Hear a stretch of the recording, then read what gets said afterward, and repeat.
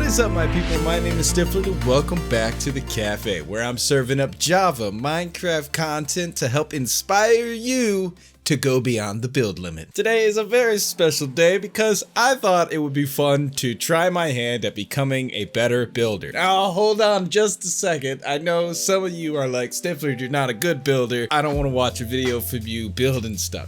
I promise I'm trying. I'm gonna learn how to do something. I promise, okay? You see, I have a secret weapon. This new book. Actually, I've got a whole bunch of books like this one, but I picked this one up over the weekend at a place called McKay's in Nashville, Tennessee. And it is an architecture book. This is called Architecture Now 6, and I got it for like 10 bucks. I thought it would be a cool idea if I wanted to really expand my abilities as a Minecraft builder and creator, if I started looking at real world structures and architecture like the stuff that's in this book here and see if I can rebuild it in the game. There is some really incredible stuff in here. Some of it is gonna be really difficult to build, but some of it is definitely going to be possible, especially like with this right here. Some of these shapes and colors are absolutely possible to make in the game. So I'm going to go through these one at a time and find some different structures that we can build in the game and see how it turns out. If you guys enjoy this type of content, please let me know in the comments down below, leave a like or whatever. Let me know somehow that you want to see more videos like this one, and I will pick more structures out of this book and out of some other books that I have, ancient architecture books and things like that, and we will keep going through and building more and more of these different structures. I think it could be a really awesome way to exercise our abilities and to get better at building, and also to get some inspiration for some really unique structures that we can add to our builds. But enough rambling, it's time to get started. Today we're starting with the very first structure that is in this book, the Leonardo Glass House. I know you can't really see it in the book that I have here, so let me pop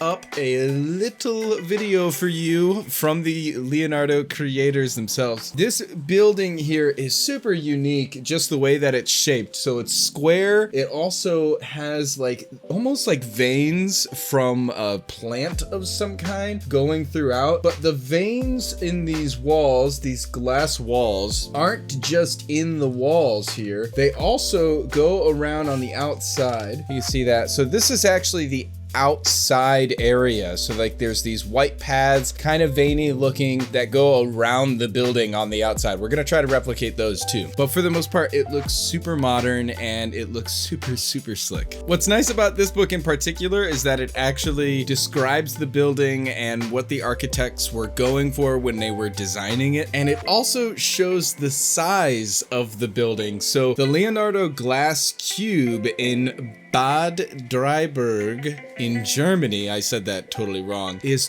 1,200 meters squared. So we can use that to our advantage and get the same dimensions when we build it in game. All right, so that's our goal. We're gonna build the Leonardo Glass Cube right now. Let's get to it. So we are on the House of Stifflered build server. This is a creative plot server that we have. You can get there if you are whitelisted on the House of Stifflered. You can go /servers build and you can try out this build for yourself on here, right next to mine if you'd like. I'm gonna claim a couple of new build plots right now and then we can get started. And there we have it. We've got ourselves a nice big plot here to work with. And I just realized that my camera was off that entire time that I was getting this set up. So, you know, sorry. I'm back now. All right, so the first thing that we need to do is set the outline so that we can determine what the size of this build is going to be. And I know that the build itself is 1,200 meters squared. So that means that our build, since it's just a cube, it's just a square, is going to be 35 blocks wide and long.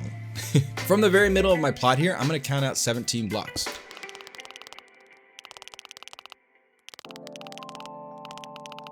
that's supposed to be the size of our structure. 35 blocks across by 35 blocks long is going to give us 1,200 meters squared, with each block being a meter. But unfortunately, I don't think that this is gonna be big enough. So let's increase the size of this on all sides by a little, and let's see if that helps us out. Yeah, I think that this is a little bit better. So now I've got 55 blocks going across in both directions here, which gives us about 3,500 meters squared is going to be the footprint of our building. Not exactly the same size as what we have in the real world with the Leonardo Glass Cube, but you know what? This is gonna work for Minecraft pretty fine. We gotta make it bigger because we just don't have the luxury of getting little tiny details. Every one of our building blocks is a meter cubed, so we're a bit limited. All right, now that we got this foundation put together, it's time to get busy. Grab your coffee, strap on in, and let's switch over to a nice little cinematic time lapse so you guys can watch what I do over the next few hours, and I'll explain all the details to you. I have no clue what this is going to turn out like, but hopefully it's good. With the Leonardo Glass Cube being a place where a number of celebrity guests have gone to visit and experience, I knew that this build had to have a really great exterior. I spent a bit of time trying to use regular white stained glass and black terracotta to make the large windows that you see all around the outside, but it wasn't quite working out because those large black terracotta blocks just weren't fitting right. So I switched them over to stained glass panes, and I also went from the terracotta to fence post. With the stained glass panes next to fence post, the two wouldn't be attached, so you get those really cool lines that go straight down the middle, almost looking like large glass panes along that entire exterior, rather than these big blocky terracotta lines. I also changed up that white stained glass pane over to a cyan stained glass so that the windows would really pop a bit more. From there, I moved on to the decorative veins that go along the outside, and I tried to do it with white concrete, but again, with those large blocks, it just didn't fit. So I switched them to snow, so then I could use snow layers to create some gradual variance along those curves of the decorative veins. If I made the build larger, I could probably make those curves even more gradual, but I think that in Minecraft, you don't want builds that are too huge. Otherwise, they're a little bit useless. Once the outside walls were completed, I wanted to move on to the veins that would go along the grass and create those veiny paths which sync up with the build. I went to the base of each one of the veins in the windows, and I created the path starting points from there so that it kind of looked like the veins of the windows bled into the paths as well. From there, I took the path design and I tweaked it a bit. Rather than creating more teardrop shapes or making things that looked veiny, I did more of a flower shape on the outside. Again, because of the limitations of the large size of Minecraft blocks, I don't think that the veiny teardrop type shapes would really look great, but this flower petal type shape really is very good. You may notice that I'm adding in some water features throughout this outside landscape, which aren't actually present in the real building, but the water is in the graphical renders of the build before it was completed in real life. And I thought that they made a really nice addition to break up the landscape and to give the build a little bit more life. Another change that I made from the real world Leonardo Glass Cube is that instead of having these large basement windows and doorways on the four sides of the build, I just added one windowed area here at the front door so that there could be an additional water feature, and also so we can see that there's a basement, but you still have to go through the front door to get into that basement. It's become a bit more of a decorative piece rather than a functional delivery door or parking garage or back entrance.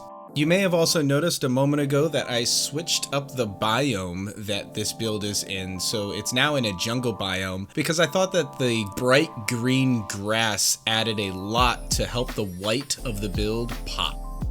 Now that the exterior was all finished, we moved on inside because the decorative part of this build is going to be done during a live stream and then uploaded as a schematic afterwards. So I didn't want to do too much on the inside here, but I did want to get some of the curved shapes that were going on in the interior of the real world build. Now the issue that we have is, once again, the blocks of Minecraft are a bit too bulky to really create some of the artistic structures that are on the interior of the build, but we could do a little bit of curving here and create a nice large center room with some good cylinders off on each of the corners to separate the rooms up. We can create offices here or storage rooms or meeting rooms or things of that sort here. We'll get a little bit more imaginative in the live stream where we actually build up the interior of this structure.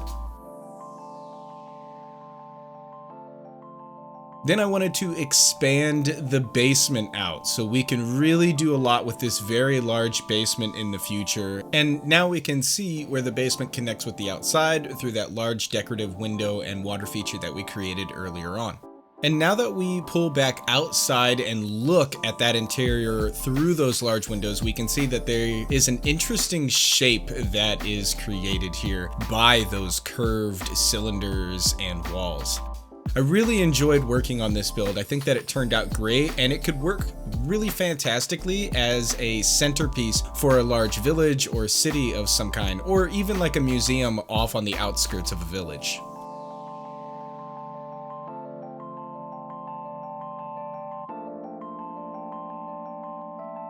Now, as far as this build goes, that is it for this video. I am going to continue on this build over in a live stream right here on this channel, so subscribe if you want to hang out during that live stream and see how I handle the interior decorating on this build. You can also join my House of Stifflered build server, and you can check out the build there for yourself. There's going to be some information down in the description below about how you can see the build in the game. But if you're interested in downloading the build schematic that you've seen here in this video, I've got a link for you so you can download this build, the foundation, without the interior decorating all completed, just this build that you've seen here in this video today. There's a link in the description for you to download the schematic. You can load it up using MC Edit or World Edit or some other compatible tool. Now, I really enjoyed making this structure. It's so unique, just some of the shapes that are going on and the style that is present in this. It's really modern, but it feels organic, and it just feels really cool and unique. So I want to use this in my world somewhere.